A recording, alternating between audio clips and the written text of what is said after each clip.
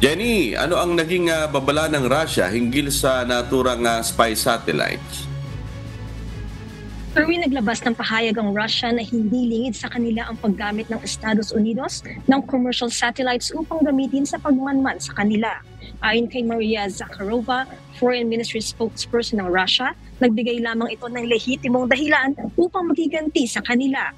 Isa sa sinasabing commercial satellite operator ay ang SpaceX na pag-aari ni Elon Musk. Matatandaan na ngayong buwan lamang nagkaroon ng classified contract sa pagitan ng SpaceX at US Intelligence Agency upang gumawa ng daan-daang spy satellite.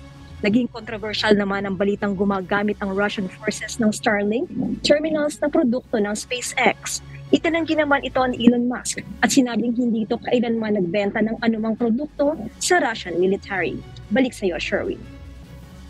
Jenny, ano ba yung naging babala ng Russia dito sa US? Sherwin, dahil nga alam nila na mayroong mga spy satellites na umiikot sa Russia, no? Para sabi ng Russia, nagbigay lang ito sa kanila ng dahilan para mag-retaliate sa US.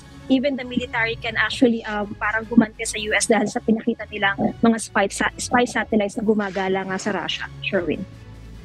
Alright, maraming salamat Jenny Rico mula sa Toronto, Canada, kung saan matatagpuan ang Space Flight Laboratory na isang microsatellite science and technology center.